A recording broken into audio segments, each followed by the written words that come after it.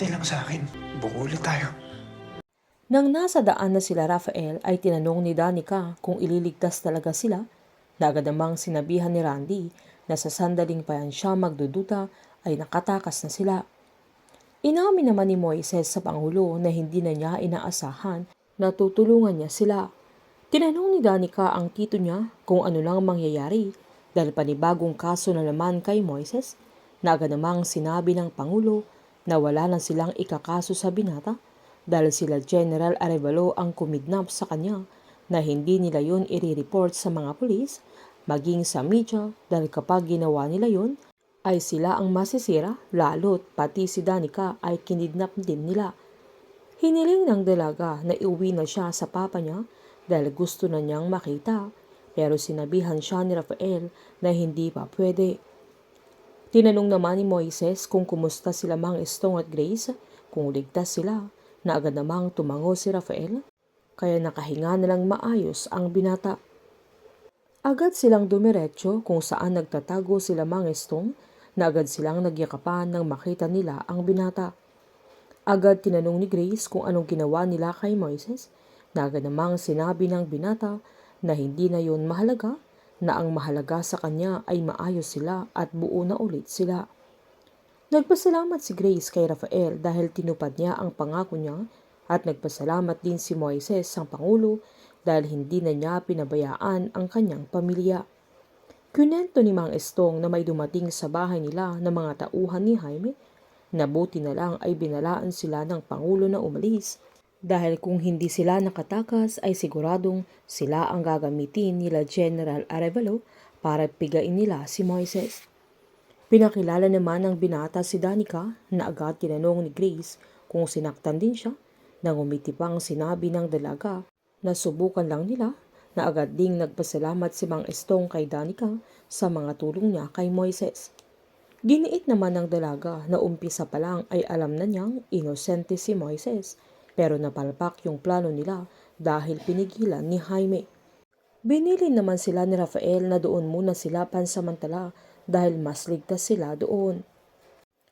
Habang sinaad naman ni General Arevalo kay David na tinangay ni Moises ang Pangulo, kaya binili niyang mag-deploy sila ng maghahanap sa kanya.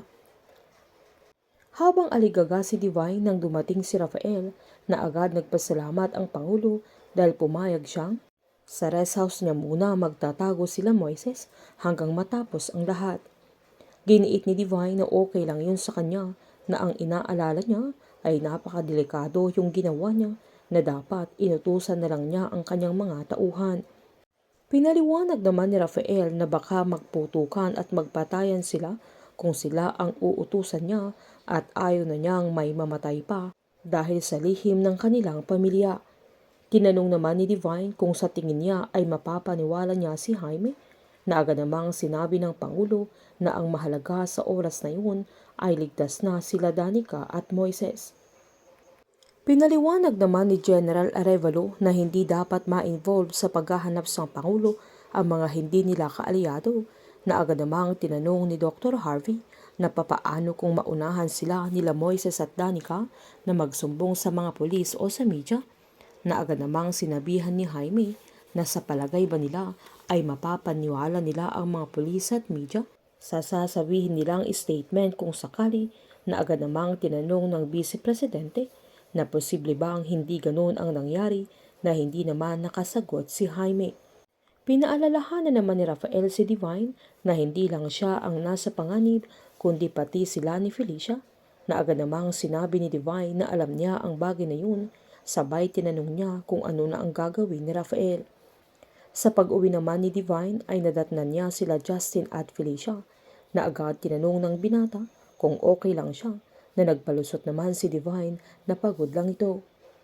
Pinaliwanag ni Justine na napag-usapan na nila ni Felicia ang lahat, na agad namang sinabi ng dalaga na okay na sa kanya, sabay sinaad ni Justine na kung iniisip ni Divine na hindi siya ang lalaki para kay Felicia, ay hindi niya kailangang mag-alala, at nangako siyang hindi niya sasaktan ang dalaga, na gagawin niya ang lahat para maprotektahan siya, at gagawin niya lahat para mapasaya ang anak niya, na agad namang nagpasalamat si Divine na pinilit niyang tinatago ang kaba niya sa mga sandaling yan. Pumunta naman si Jaime kila Mercedes na alalang-alala ito sa asawa niya, pero sinabihan siya ni Jaime na anong magagawa ni Moises na saktong lumapit si Justin, kaya tinanong niya kung anong nangyayari. Pinaliwanag ng matanda na nakidnap ni Moises ang daddy niya na tumakas ang binata kasama pa si Danica. Pinaalala ni Jaime na nangyari na yun noon na nakidnap si Rafael na bigla na lang bumalik at hindi nila nalaman kung sino ang kumidnap sa kanya.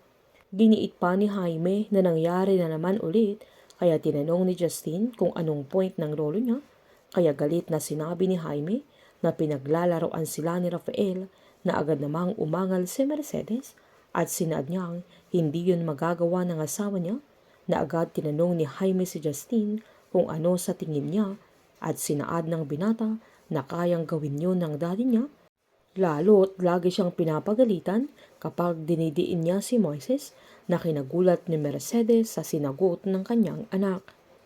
Natupad na ni Rafael ang pangako niya sa pamilya Malonzo, pero hindi dito nagwawakas ang kasamahan ni Jaime dahil maging si Rafael ay ipapadanas niya ang kanyang bakal na kamao. Painit ng painit ang mga tagpo, sabay-sabay po nating subaybayan ang advance episode ng Pamilya Sagrado dito lamang po sa aking channel. Patuloy lamang pong manood at mag-subscribe para ma-update po kayo sa mga susunod na episode. Marami pong salamat.